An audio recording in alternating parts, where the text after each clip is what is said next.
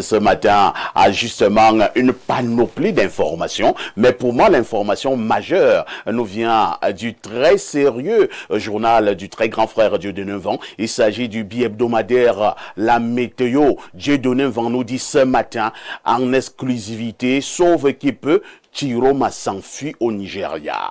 Sauve qui peut, Chiroma s'enfuit au Nigeria. Oui, parfait. Walter Shaw, c'est une très bonne nouvelle. La Météo nous dit que Chiroma a fui. Je savais qu'on devait arriver là parce que je crois que Issa Chiroma Bakari doit proposer autre chose ou bien doit changer de stratégie. Parce que il doit fuir, puisque ici, s'il ne réussit pas, il va plutôt aller en prison. Non, mais Chiroma nous a dit qu'il ne nous lâchera pas et qu'il ne nous faux. trahira pas. Alors, moi, je me mets un peu à la place de ceux qui sont avec lui, ses militants, ses partisans. Alors, si le chef de la rébellion s'enfuit, alors, que font ses militants, ses partisans? Est-ce que ce n'est pas une forme de trahison? Lui-même, d'abord, il n'était pas traître à Abia. Ah bon? Oui. Il était d'abord traître. Je ne veux pas appeler les noms que les gens appellent. Je ne veux pas dire que je connais Chiroma. Pourquoi après on ne m'interpelle pas après l'émission? J'ai vu Chiroma physiquement. C'était une réunion. On s'est salué. Je sais qui est Chiroma. Chiroma ne peut pas. Qui a payé la facture du Nozo? Ah bon? Oui, qui a payé?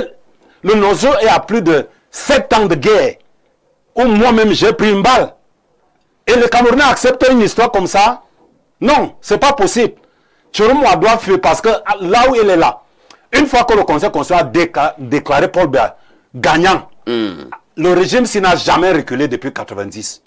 Donc, je dis aux Camerounais de passer à autre chose. On va parler de prestation de serment. Je vous dis ce qu'on peut faire. Parce que le Conseil constitutionnel a déjà déclaré. Le Nozo a vécu la même chose. C'est la même pratique. On dit, voici ceux qui ont respecté les villes mortes. C'est ce qu'on faisait à Bamenda. On envoie les photos, on envoie les photos. Après, on dit que non, on vous envoie les gens. Après, on va passer à l'achat des armes. Le peuple qui prend les armes devant un État qui est constitutionnellement réglé n'a jamais raison, pas faire ici. Je suis victime de la crise anglophone. I'm talking to my brothers in the North and Southwest. Les crises post-électorales n'est pas différent de la crise anglophone. Ce n'est qu'idéologique, de façon idéologique qu'il y a la différence. Parce que c'est le même, on fait le même ville mort. Les gens sont à la maison. Il y a des gens qui ferment les boutiques parce que, pas parce qu'ils attendent à Chiroma, pas fait, mais parce qu'ils ont peur. Qu'on va venir les représailles. C'est les représailles. Et c'est ça la terreur. Et c'est le terrorisme. On est en plein terrorisme de Chiroma Bakari. C'est les pratiques. Moi, j'analyse les faits. Les pratiques font croire que nous sommes à des individus qui sont des terroristes. Donc, il faut passer à autre chose. Si Chiroma s'enfuit, je demande aux autres de plutôt proposer au président Biya, je chute par là, de réformer le système, de proposer des postes en gouvernement de l'Union nationale comme en 97. Parce que là où vous voyez là, il n'y a plus rien à faire. Le régime s'il ne reculera plus. Merci, Dr Walter Shaw. Je vais passer la parole au professeur Noubissier. Professeur, la météo de ce matin nous réveille avec cette information en exclusivité. Hein. Le journal du très grand frère Dieudonné Vent nous dit que Chiroma s'enfuit au Nigeria et il parle de sauve qui peut. Votre réaction à chaud? La réaction à chaud est simple. Vous savez... le Cameroun a du mal à entrer dans le processus de la démocratie. Nous avons peut-être très mal envisagé le contenu de démocratie parce qu'un leader comme M. Chiroma, il devait pas être dans une posture de la fuite. Cette fuite, moi, je pouvais anticiper parce que connaissant comment le Cameroun ça fonctionne, on savait qu'il n'avait pas de résistance pour tenir pendant très longtemps. Même les personnes qui assuraient sa garde, il suffisait juste qu'un chat arrive pour que tout le monde fuit, c'est la réalité. Mais ce sont des leçons que nous devions, en tant que scientifiques, on doit être interpellé par ce que nous vivons. Parce que dans la logique des choses, quelle que soit la posture, quel que soit celui qui a gagné ou celui qui a perdu, on ne devait pas arriver à ce niveau-là. Nous sommes en 2025 et c'est suffisamment regrettable que M. Chiroma soit en train de prendre la fuite aujourd'hui. Alors cette fuite est le Mais symbole- lorsque M. Chiroma s'enfuit, est-ce qu'il s'est senti menacé? Est-ce qu'il ne veut pas donner raison à ceux qui disaient déjà à gauche et à droite que Chiroma, ses jours sont comptés, il sera mis en prison, il sera mis aux arrêts? On a commencé à réveiller des anciens dossiers. La TNT est montée, c'est descendu, l'histoire de l'avion de Banga Pongo, ainsi de suite. Est-ce que tout cela a fait en sorte que Chiroma puisse prendre la fuite? Je pense que les hommes politiques sont d'abord des humains comme vous et moi. C'est-à-dire, c'est pas parce qu'ils sont acteurs politiques, c'est juste que chacun a ses dossiers noirs. Chacun d'entre nous a ce qu'on appelle en psychologie son intimité. Si on expose l'intimité, chacun d'entre nous ici à l'extérieur, C'est pas beau. vous allez me voir, vous n'allez pas me saluer. Bon, c'est une réalité. Quoi pour dire que M. Tiroma n'est pas à la perfection? C'est un être humain, il a ses problèmes, il a des contentieux, c'est tout à fait logique. Même ceux qui sont au pouvoir maintenant, si ça change, demain, ils vont fuir. Ça va être une logique, il n'y a rien de spécial à ça. Les gens qui sont là aujourd'hui savent que si demain on dit que ce n'est plus eux qui sont là, ils vont fuir. Tout le monde a ses sales dossiers. C'est une réalité. Bon, la fuite de M. Tiroma, moi je l'aperçois comme une marque indélébile du fait que le Cameroun n'est pas encore prêt à entrer dans un processus démocratique électoral. Alain Doc, Chiroma, le président du FSNC, avant la prestation de serment, a pris la route du Nigeria et la météo nous dit que Chiroma s'enfuit, c'est le sauve qui peut. Est-ce que c'est sérieux si Chiroma nous abandonnait en cours de route? Quel est ce général qui abandonne dans un champ de bataille? Oh, c'est intéressant, parfait. Tu passes le temps à dire nous. Je te pose la question, tu es chiromiste? Je ne suis pas chiromiste, je suis tout simplement camerounais. Parce que ton nom est problématique. Mais vous savez, c'était prévisible. Vous savez, tout est une question de stratégie, notamment qu'on a engagé dans le champ politique.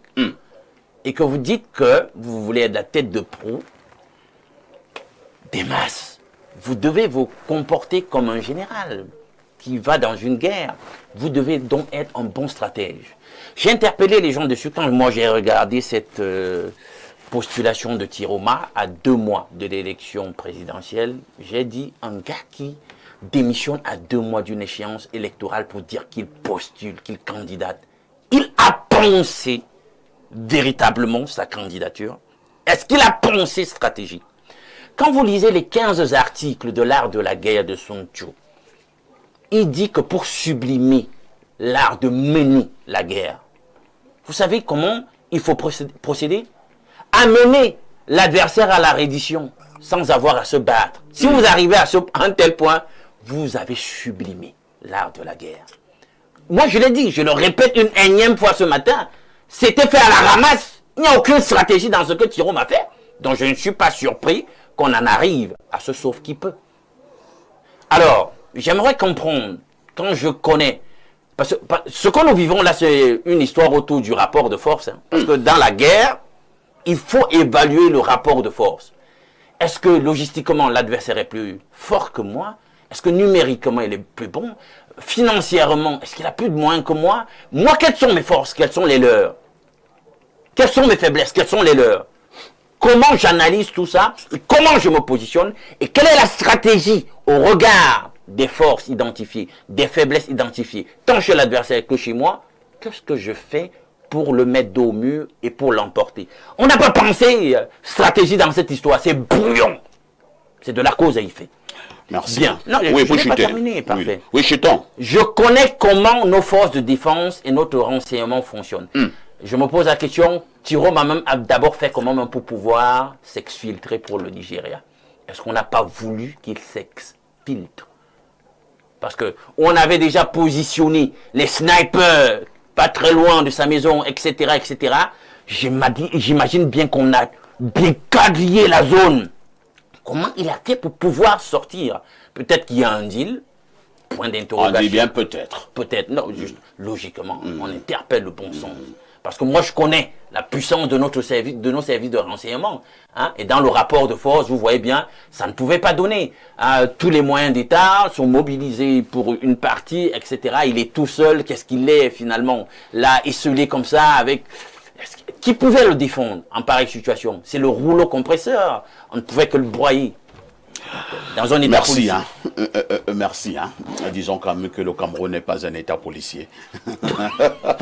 On va accueillir l'honorable qui nous a retrouvés sur ce plateau. Honorable Douva Huissa, bonjour. Bonjour, parfait. Comment vous allez? Alhamdulillah, ça va. Ça faisait très longtemps, hein? Vous Ouais. n'étiez plus venu ni dit bonjour par ici. C'est que Parfait n'a pas eu besoin de moi. Oh là là, vous venez de me balancer à l'antenne là. Vous tirez à balles réelles. Honorable, on vous accueille ce matin avec ce sujet de M. Issa Chiroma. Chiroma, il a pris simplement la fuite. Beaucoup pensent qu'il n'avait pas une autre possibilité, hein. Le rapport de force ne donnait pas. Chiroma a pris ses jambes par le cou et il a pris la poudre d'escampette. Votre réaction? Vous demandez la réaction d'un poids léger. Comment ça? Il y a les poids lourds, le poids lourd. Vous êtes député de la nation. Vous venez Député demander du la député. réaction d'un poids léger à la fuite d'un poids lourd. Je pense que je ne sais pas si j'ai un Si mot un à poids dire. lourd suit déjà, Si, je ne sais à pas plus si fort j'ai un poids léger. Je ne sais pas si j'ai un mot à dire parce que nous, on est le poids léger, on ne pouvait rien faire.